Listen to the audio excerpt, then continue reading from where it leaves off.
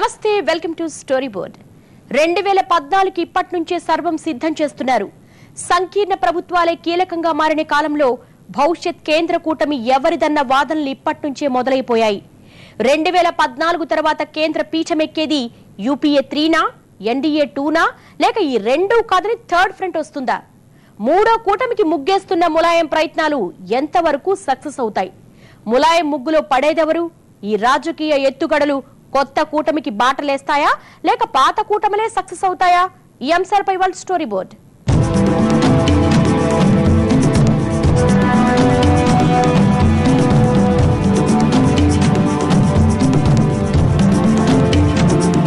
UPA 2 కూటమిలో ఉంటూనే ములాయం తెర వెనుక పావులు కదుపుతున్నారా? తాజాగా కోల్గేట్ స్కామ్ మీద ధ్వజమెత్తుతున్న వైనం థర్డ్ ఫ్రంట్ బలం పుంజుకుంటుందని చెప్పడానికి సూచన, లేక మేమే వచ్చేస్తున్నామని చెప్పడానికి హెచ్చరిక? కారణమేదైనా ప్రధాని కావాలి అన్న తన బలమైన కోరికను తీర్చుకోవడానికి 2 ఏళ్ల ముందు నుంచి అడుగులేస్తున్నారు ములాయం.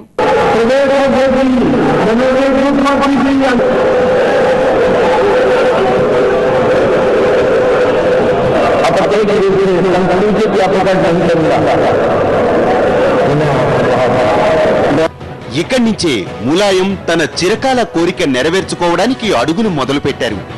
10 ఏళ్ల కిందట గూండారాజ్ అని పేరున్న పార్టీకి యువ మంత్రమేసి అఖండ మెజార్టీ దక్కించుకున్నారు. సీఎం పదవిని కొడుకు కట్టబెట్టి తాను ఈ 2 ఏళ్లలో థర్డ్ ఫ్రంట్ కూటమిని సమీకరించాలని ప్లానేశారు. ఈ 2 ఏళ్లలో తమ హామీల్లో సగమైనా నెరవేర్చి యూపీలో 50 నుంచి 60 ఎంపీ సీట్లు దక్కించుకుని కేంద్రంలో చక్రం తిప్పాలనుకుంటున్నారు ములాయం. అందుకోసం ఇప్పటినుంచే అడుగులేస్తున్నారు. తెరపై యూపీఏ 2కు మద్దతిస్తున్నా తెర వెనుక తన బలాన్ని సమీకరించుకుంటున్నారు. యూపీఏ, ఎన్డీఏ భాగస్వామ్య పక్షాలతో పాత మైత్రిని చాటుకుంటూ కాంగ్రెస్ కు కంటగింపుగా తయారవుతున్నారు. రాష్ట్రపతి ఎన్నికల్లో దీదీతో కలిసి అబ్దుల్ కలాం పేరు తెరపైకి తెచ్చి యూపీఏకు షాక్ ఇచ్చారు.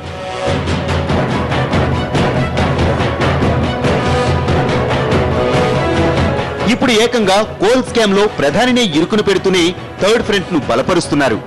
భవిష్యత్తులో తాను బలపడేందుకు ఇప్పటినుంచే బలగాన్ని సమీకరించుకునేందుకు ప్రయత్నిస్తున్నారు. బొగ్గు స్కామ్ లో ఇటు పాలకపక్షాన్ని అటు ప్రతిపక్ష బీజేపీని ఒకేసారి ఇరకాటంలోకి నెట్టేందుకు ప్రయత్నిస్తున్నారు ములాయం. బొగ్గు స్కామ్ లో మన్మోహన్ రాజీనామా కోసం బీజేపీ వారం రోజులుగా పట్టుబడుతోంది. థర్డ్ ఫ్రంట్ బలోపేతానికి ఏ చిన్న ఛాన్స్ ను వదిలిపెట్టని ములాయం ఈ అవకాశాన్ని ఉపయోగించుకుంటున్నారు. ఒకే దెబ్బకు అటు కాంగ్రెస్ ను ఇటు బీజేపీను టార్గెట్ చేశారు. కోల్ స్కామ్ లో సిట్టింగ్ జడ్జితో విచారణ జరపాలని కాంగ్రెస్ కు ఝలకిచ్చిన ములాయం అండ్ టీం రోజు తిరక్కముందే సభను సజావుగా సాగనివ్వటం లేదంటూ బీజేపీను కంగు తినిపించారు. పార్లమెంట్ సమావేశాలు సజావుగా జరపకపోతే వీధుల్లోకి వచ్చి పోరాడతామని థర్డ్ ఫ్రంట్ నేతలతో కలిసి హెచ్చరించారు. समाजवादी पार्टी, भारतीय कम्युनिस्ट पार्टी और मार्क्सवादी party, Telugu Desam, forward block, RSP सभी दलों ने मिलकर के ये कोयला घोटाला उसके खिलाफ संघर्ष करने का ऐलान किया है.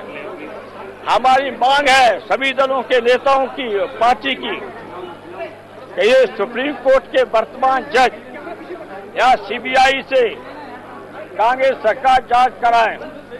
इन दोनों में जिसको पसंद करें उससे जांच करा ले. ये जांच नहीं कराएंगे तो हम लोग देश स्तर पर संघर्ष करेंगे. ములాయం ప్రయత్నాలకు థర్డ్ ఫ్రంట్ నేతలంతా మద్దతు పలికారు.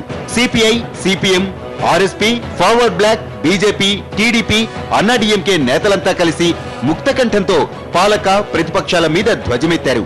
ఇలా కాంగ్రెసేతర, బీజేపీయేతర పార్టీలన్నీ మరోసారి తెరపైకి రావటం కేవలం ప్రజా సమస్యల మీద పోరాడడానికేనా, లేక థర్డ్ ఫ్రంట్ బలోపేతానికా అన్న అనుమానాలు కూడా లేకపోలేదు.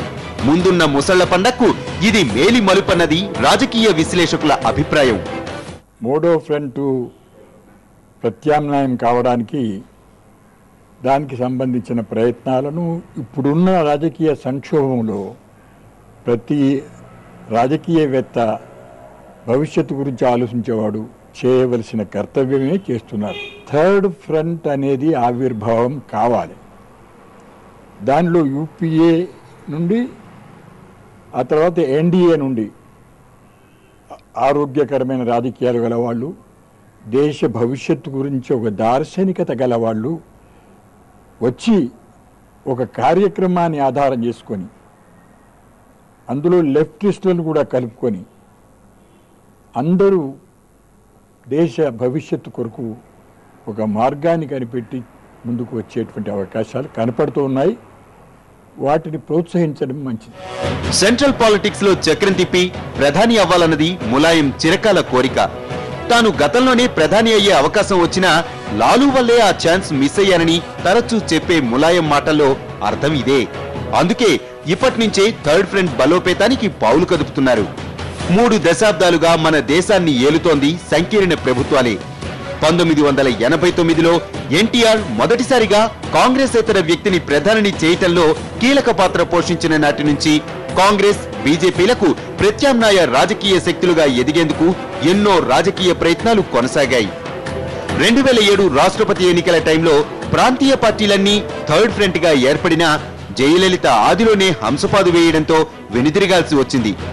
ఇక 2009 ముందు కూడా కూటముల కూడికలు మొదలయ్యాయి. లెఫ్ట్ పార్టీలతో సహా మాయావతి, జయలలిత, దేవగౌడ ఆధ్వర్యంలో ఉన్న జేడీఎస్, నవీన్ పట్నాయక్ సారథ్యంలోని Biju Janata Dal, Telugu Desam, Telangana Rashtra Samithi, forward bloc, RSP, Haryana Janhit Congress, PMK పార్టీలంతా కలిసి యునైటెడ్ నేషనల్ ప్రోగ్రెసివ్ అలయన్స్ పేరుతో తెరపైకొచ్చాయి. యూపీఏ పట్ల ప్రజల్లో వ్యతిరేకత పెరుగుతోంది. ఎన్డీఏ ఆ వ్యతిరేకతను ఉపయోగించుకునే పరిస్థితిలో లేదు. ఈ సందర్భంలో ఎన్డీఏతర, యూపీఏతర పక్షాల్లో ఒక అన్వేషణ మాత్రం మొదలైంది. అది తృతీయ ఫ్రంట్గా రూపాంతరం చెందుతుందా లేదా చెప్పలేం, కానీ ఒక అన్వేషణ మొదలైంది. దాంతోపాటు భారత రాజకీయాల్లో మనం చూస్తే 91 తర్వాత కాంగ్రెస్, బీజేపీలకు కలిసి ఏనాడు 50% మించి ఓట్లు రాలేదు, సీట్లు రాలేదు.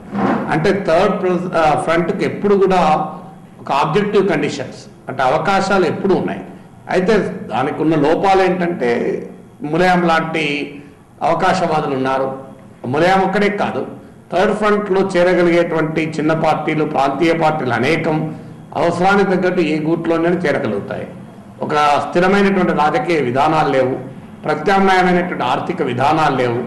విధానాలు లేని కలయికల వల్ల చిరకాలం ఆ ఫ్రంట్ నిలబడదు. అది తృతీయ ఫ్రంట్కు ఉన్నటువంటి ఒక ప్రధానమైన బలహీనత. వీళ్ళందరి లక్ష్యం బీజేపీ, కాంగ్రెసేతర ప్రభుత్వం ఏర్పాటు చేయటం. అది వీలు కాకపోతే కుదిరితే కింగ్ అవటం, లేకపోతే కింగ్ మేకర్ అవటం. కానీ ఆ కూటమి అప్పుడు కూడా పెద్దగా ఏమీ సాధించలేకపోయింది.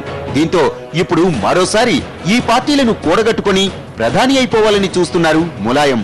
థర్డ్ ఫ్రంట్ కు బలమొస్తే మిగతా పార్టీల అధినేతలు కూడా ప్రధాని రేసులో ముందుంటారు. ఒక రకంగా 2009లో యూఎన్పీఏ బలహీనపడ్డానికి ఇది ఓ కారణమే. అటు బలం లేకపోయినా మాయావతి కూడా ఈ రేసులో ఉంది. ఇక పురచ్చి తలైవికి కూడా ప్రధాని కావాలన్న ఆశ తక్కువేం కాదు. ఇప్పటికే హస్తంతో దోస్తీ చేసిన భారత ప్రధానిని తమిళనాడు నిర్ణయించే రోజొస్తుందని గతంలో ప్రకటించి తన మనసులోని మాట బయటపెట్టారు. ఇక థర్డ్ ఫ్రంట్ లో సంఖ్యాబలం ఎక్కువగా ఉన్న వామపక్షాలు కూడా అవకాశం వచ్చినప్పుడు జ్యోతి బసును ప్రధానిని చేయకుండా చారిత్రక తప్పిదం చేసినట్లు ఫీల్ అవుతున్నారు. వీళ్లంతా ఇప్పటికీ కలిసికట్టుగా ఉన్న 2014 తర్వాత అధికారం ఏర్పాటు చేయాల్సి వస్తే అంతా ప్రధాని పదవికి ఎరలు వేస్తారు. కానీ వాటిని ములాయం ఎలా తప్పించుకొని అందరినీ మెప్పించుకొని ప్రధాని అవుతారన్నది పెద్ద ప్రశ్న. 2014 యూపీఏ 3నా, ఎన్డీఏ 2నా?